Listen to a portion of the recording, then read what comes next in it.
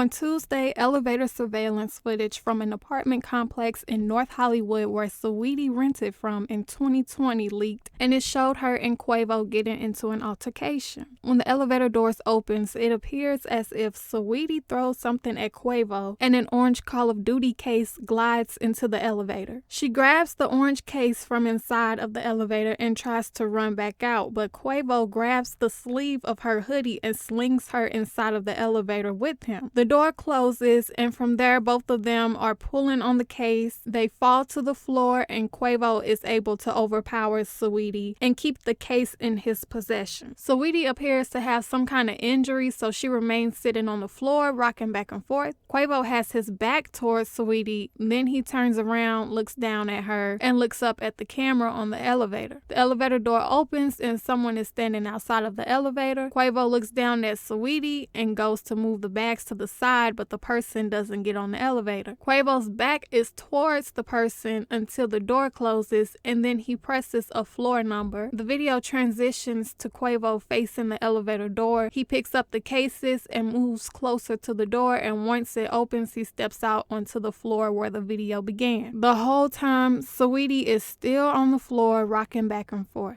Quavo puts the case in the pathway of the elevator door so it won't close while Saweetie is still inside. He stands there for a few seconds, and then she gets up, walks off the elevator, picks something up off the ground, which I think might have been her shoes considering she doesn't have any on. Quavo steps back into the elevator, and then the video cuts off. We don't know what happened before the camera caught them, but this video is definitely not a good look for Saweetie in my opinion. I don't know why she would be trying to take the game from Quavo, but I know that if somebody tried to take my belongings, I'm definitely gonna defend my property. People seem to think that Saweetie was trying to leave and that Quavo was trying to keep her from leaving. I didn't get that vibe at all. It seemed as if he was trying to leave and she was trying to keep him from leaving, or at least keep him from leaving with that orange case. Maybe she bought him the game and wanted to take it back, who knows? But the fact that this was actually an apartment complex that she rented from, and him going back into the elevator at the end, only further validates my assumptions that he was the one trying to leave. She didn't have any shoes on in that footage, so where the hell would she really be going?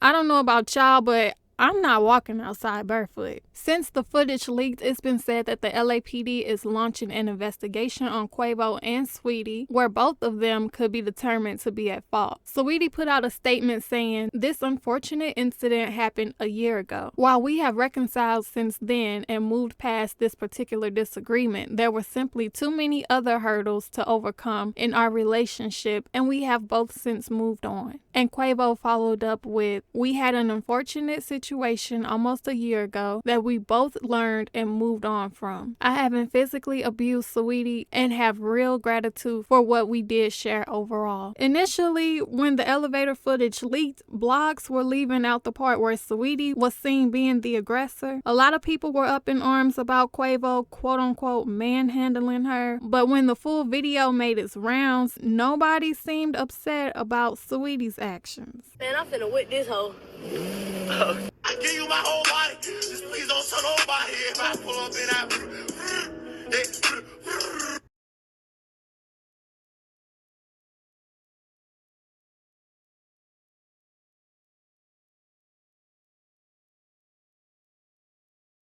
Soulja Boy's ex-girlfriend Nia Riley made this post on Instagram, and then she retweeted these tweets and made her own tweet saying, "Let's normalize not normalizing abuse." A few celebrities spoke out in Quavo's defense. T.I.'s stepdaughter Zanique's baby daddy Izzy made a post on Instagram saying, "If you think that's abuse, you must not never seen abuse before." The rapper Trouble posted this video on his Instagram page. Man, every day I hop on the Grandma Lounge, I see a scam. We ain't gonna act like we don't know what this shit about, man. Y'all hoe wanna be some icy girl, and y'all hoe ass nigga wanna be some icy girl too, man. Get in with Saweetie. That shit was some basic ass shit where they just went through with her ex or her present boyfriend, whatever the fuck they got going on. That's they business. But at the end of the day, that shit wasn't no extra ass shit. It's like when you was a jit and you playing tug of war. You know what I mean? Whoever end up getting the best of the bed, they're gonna end up taking a little tumble. You know what I'm saying? It was a tumble. It was a goddamn tug of war over the Call of Duty case. I mean, she just lost the game, just fell back a little bit. He ain't abuse her. He punch out none of that. You know what I mean? I wouldn't agree with that. That man ain't put his hands on that girl, though, so shit.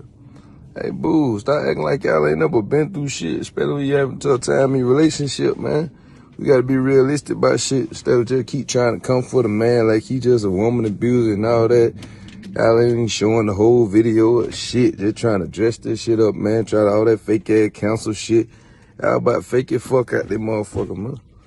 Adrian Bronner made a post saying, I ain't see nothing wrong in that video. If you ask me, that's black love. If me and my significant other don't argue like that, then I don't want her. Cause I'd rather have somebody who might punch me while I'm asleep before I take a beautiful woman who gon' sneak off and F another dude while I'm asleep. It's the black tough love for me. I really cannot take the way his brain functions. He'd rather be physically abused than cheated on. That's not cute. Neither of those scenarios are acts of love, and that type of behavior should not be encouraged nor be the standard of black love or any love, if you ask me. After the incident with Quavo and Saweetie, there was a leaked video where Chet Hanks and his ex-girlfriend got into a physical altercation in January. Threatening me with a knife? Chet. You're threatening me with a knife? This just attacked me with a knife. No, I didn't. Did I attack you with a knife? John, This bitch just attacked me with a knife. Did I attack you with a knife? No, not at all. You pushed me. Wow. You pushed me. Now you're trying to flip the story. Yes, okay. Wow. When I'm done with your ass. Wow. When I'm done with you. She just attacked me with a knife. You better get out my face. She just attacked me with a knife. There's the proof. I noticed that the response to Chet's video was quite different from the response to Quavo's video. A lot of people were clowning Chet and saying he got what he deserved.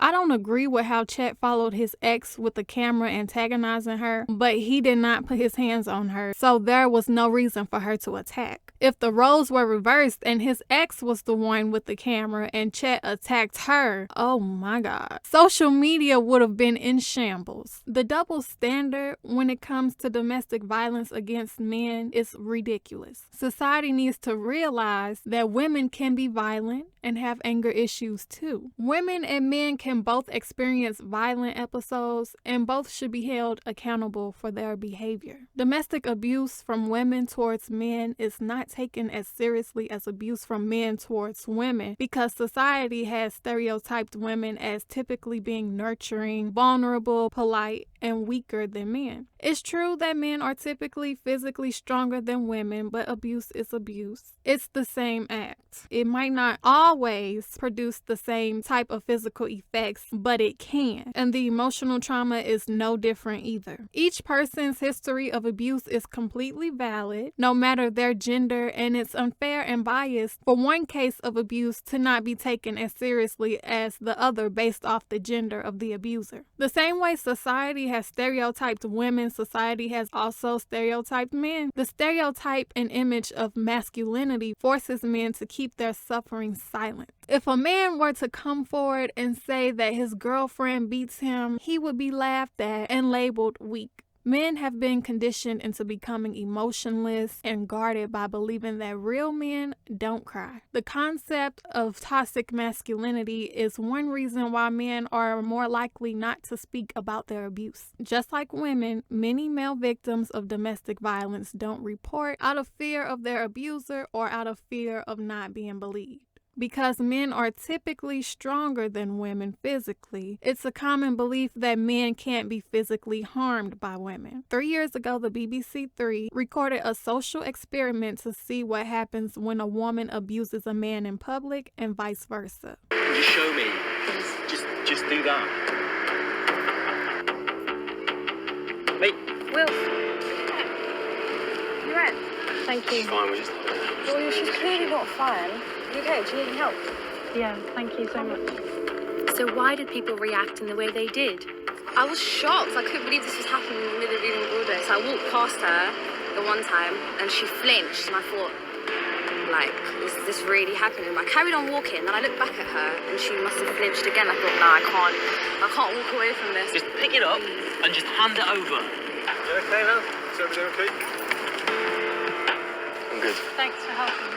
She was flinching and looked scared. It looked quite abusive. I don't have anything. Do it, go on. Just get in there. Get it. Sorry, but don't put your We're just having an argument. That's all.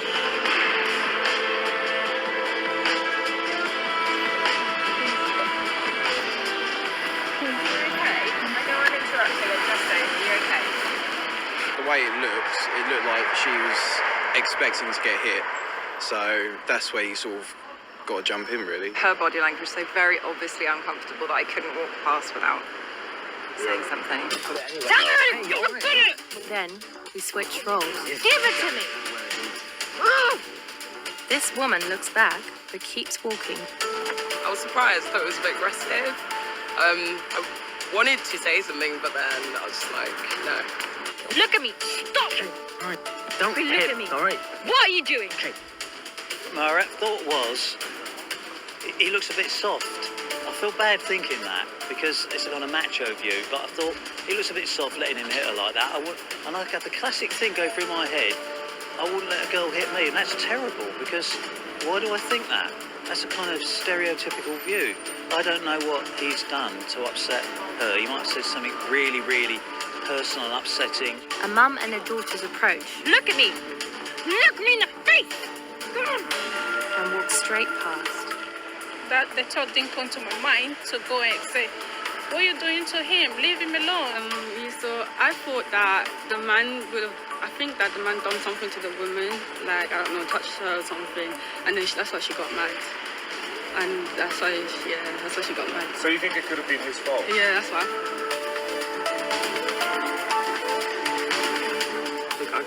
Do you want a smack? No. Do you want a smack? No. What is it? Where is it? If he had been shouting at her, would you have stopped? Yes, I would have. I would have stopped. Unfortunately, we do have this kind of stereotype that a woman has less power than a man, but I've also, unfortunately, had friends who have been in the other reverse physically abusive relationships, so it can happen both ways. They didn't class it as that, but they have been hit in argument situations, which is exactly the same thing. But he used to think it was okay because he was a big, strong guy. It didn't hurt him, but it's still physical. He was very embarrassed about it. The Mankind Initiative also conducted a social experiment on the same topic. Too fucking bloody. Get your hand off me. Come here. What? Where were you? I'm not talking to you, babe. I'm not talking to you. Get your hand off me. Who was there? Get your hand off me. Who was there? Tell me who was there. People are looking at us. People are looking at us. Will you get your hand off me? Stop. They're looking. People are looking at us. What's wrong with you? I'm grand, thanks. Okay, because someone will call the police if you carry on doing that to someone. Okay. Because if I don't, someone else will. Okay. It's perfectly fine. You don't have to put up with that, honey. Okay. Thank you. My office is there. You're definitely right. Yeah, I am. Just come knock. I'm grand, thanks.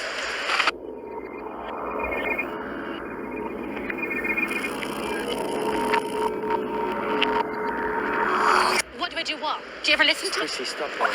You're crazy, man. Manic. I've been talking at you for the last 10 minutes and you haven't listened. You haven't gotten into fucking what I've been saying to you. But you're fucking not even listening to me. That's what. Why do I push you like that? Because you won't fucking respond to me, and you won't listen to me. You think you're fucking all manly. I wasn't. No, you can't be. No, you can't be. Don't try and fucking walk away. Stop. Listen to me when I'm talking. Don't try and fucking walk away from me. Stop it. What the fucking bullshit? What is fucking bullshit? What the fuck is wrong with you? What the fuck is wrong with me? There's nothing. Don't give me that shit, okay? In 2014, Kelly Brook, who is an English model, actress, and media personality, released extracts of her autobiography revealing that she had punched two of her former partners. Jason Statham, and Danny Cipriani. When Kelly appeared on the UK's daytime television show This Morning, she was questioned about those incidents. I wouldn't say punched in the face. That's what it says. Kelly. Hang on a second. Jason Statham flirted with Gwyneth Paltrow at Guy Ritchie and Madonna's wedding. He turned round only to be met with my fist in his face. In my defence, I don't think he felt it. This is Jason we're talking about. He's a martial arts expert. Danny Cipriani. As I headed back to the table, I saw Danny walking towards me. This is in Las Vegas. Babe, he said, I've been looking for you. I punched him straight in the face. Yeah. Deny that. It's true. I did both of those things. And this is, you know, I'm not saying I'm an angel. Sure. And I'm not saying that things I've done are right. I'm not saying that's the right thing to do at all. But yeah, I mean, I guess I get some of that fiery passion from my parents. Yes, I guess so. Not that I'm going to make a habit of doing that in the future. I'm just going to pick more wisely in the kind of men I be with. As you can see, she was able to laugh it off and skate her way out of that situation. But could you imagine what it would have been like if a man sat down on television and joked about abusing his ex-girlfriend? Another female celebrity who has been able to dodge the title of an abuser is Emma Roberts. I've known Emma Roberts for her role as Addie in Nickelodeon's hit TV show Unfabulous, but she's also known for her roles in American Horror Story, Aquamarine, Nancy Drew, and the list goes on. In 2013, actress Emma Roberts was arrested in Canada for domestic violence against her then boyfriend, Evan Peters. Someone called the police to report a fight in Evan and Emma's hotel room. When cops arrived, Evan had a bloody nose and a bite mark. Emma was arrested. However, Evan decided not to press charges, so Emma was released hours later, and the two of them continued a romantic relationship up until 2019. Actress Amber Heard is another one. In May of 2016, a week after her divorce from Johnny Depp, Amber Heard filed a domestic violence restraining order against him. Johnny Depp was immediately shunned on social media as an abuser. Amber Heard was eventually exposed as an abuser within the relationship through an audio recording. We gotta change how we do things, and I want to trust you, and I feel like all the trust is gone. All the fucking trust is gone in the relationship because you keep splitting. I'm not gonna be in a physical fucking altercation with you. Then don't. You fucking hit me last night. You fucking... What about all the other times you split? Hey, come on, you cannot act like that. It's about that. It's not. Well, on a plane, I can't split. No, and you hit back, so don't act like you don't fucking participate. I pushed you. I'm not going to get into the details of that fight. You and I both know that you split when there is no physical violence involved. And that you do it like at the very beginning of fights these days. And if you split and you go into a different room and you don't actually leave that house, it does nothing but perpetuate the fight. I'm not going to validate my actions last night. I feel very bad. No, I'm talking in Toronto. I did not start screaming until you had fucking said all the shit. You poke an animal enough, it is eventually, doesn't matter how friendly it is. If I'm some, harping bully, which is what you make me sound like. Like I'm like constantly on you, making you feel bad. That's because that's what I do. And then you ignore everything. You take me for granted. You're ignoring everything that I do for you. You make me sound terrible. You talk about me in a terrible way. You do not fight for me, and then you want to sit here and make me sound so terrible to be around. Fight for you? You don't. Everything I've already explained. No. 10 minutes before. No, fight for you. I don't understand. You never ever do the work. Put in the work. If we're arguing about something, you don't ever try to get to the bottom of it and figure out, make the peace. You want to make it easy on you, so you split. You don't fight for me. You don't fight when there's a problem. You don't come to me. You don't make peace with me. You never extend an olive branch. You're never the bigger guy. You're never the one that's like, okay, I'm going to put my own feelings aside for a second and say, this is bigger than us. Let's stop fighting. You never are the one to come and knock on my door. You take me for granted. It's not true.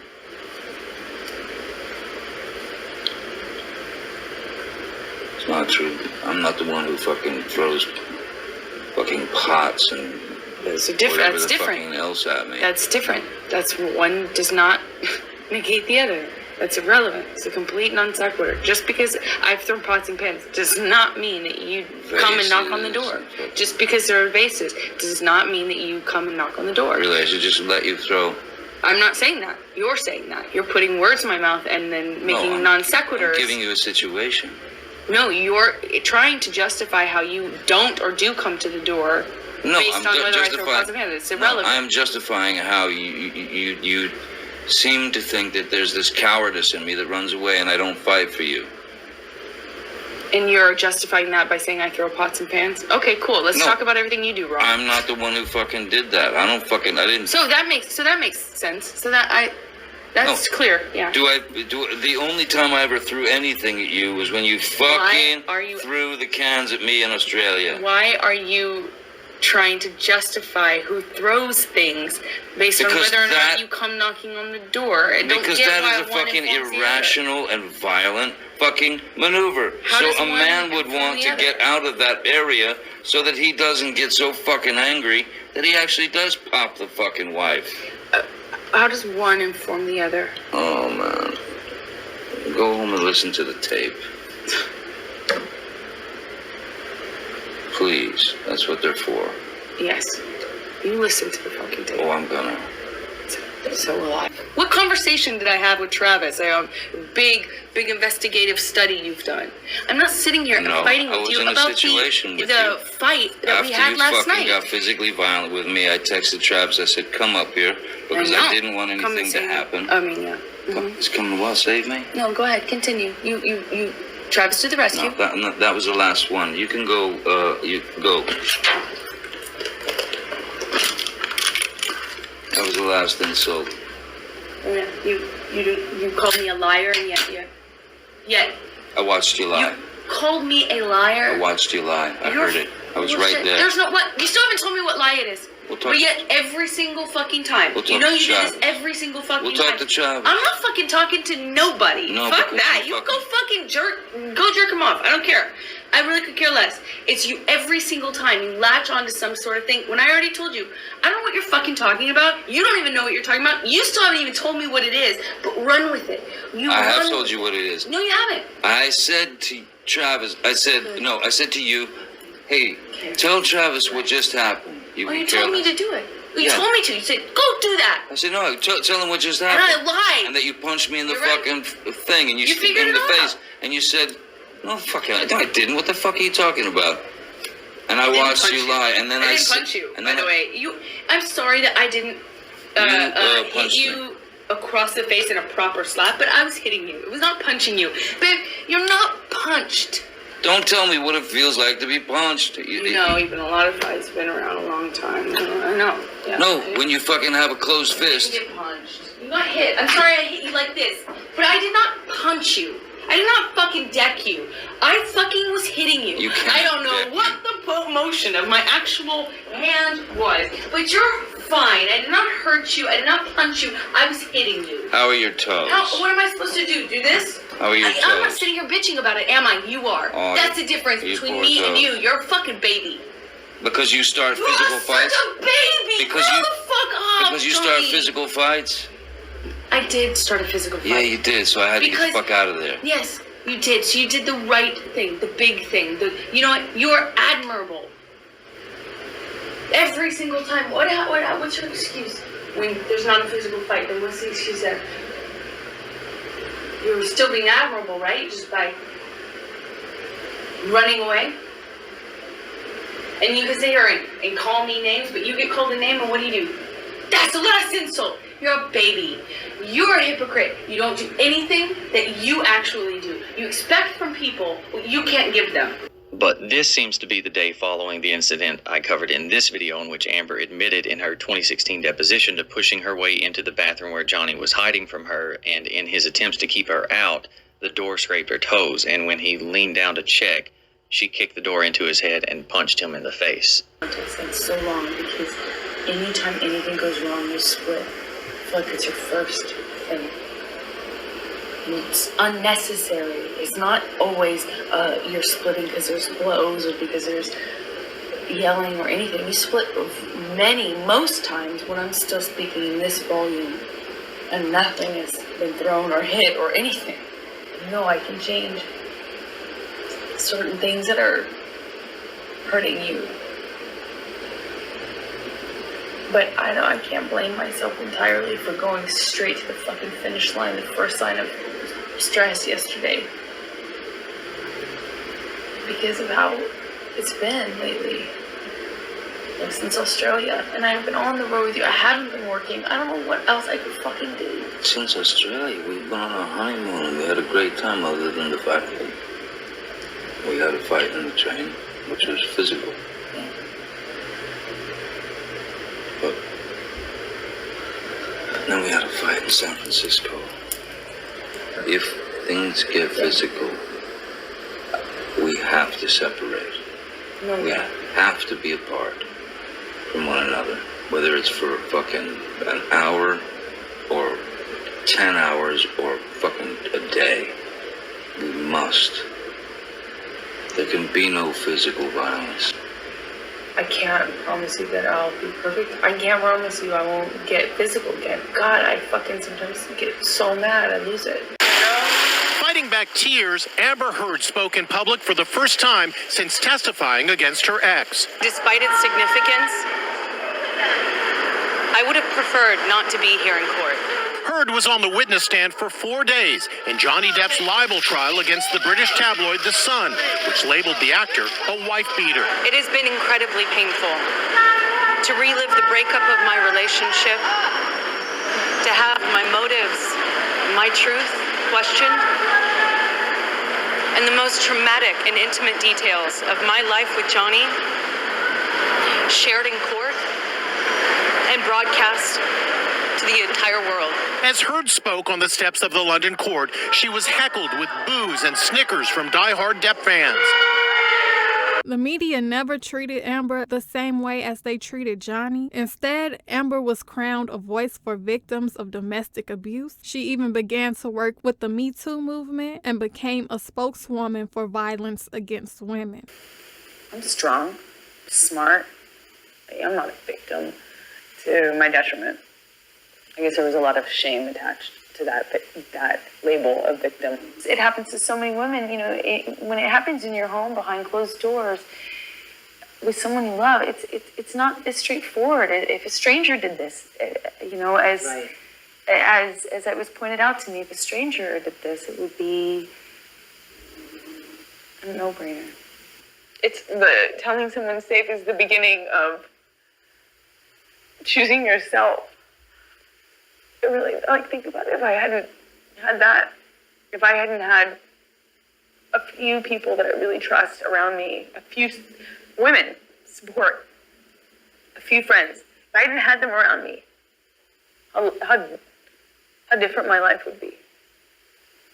Just as a woman, having gone through this in the public stage, and in the public arena that I did it, and I have a unique opportunity to remind other women not only that this doesn't have to be the way it is, you don't have to do it alone, you're not alone, and also we can change this. Violence against women is not limited to actual physical violence.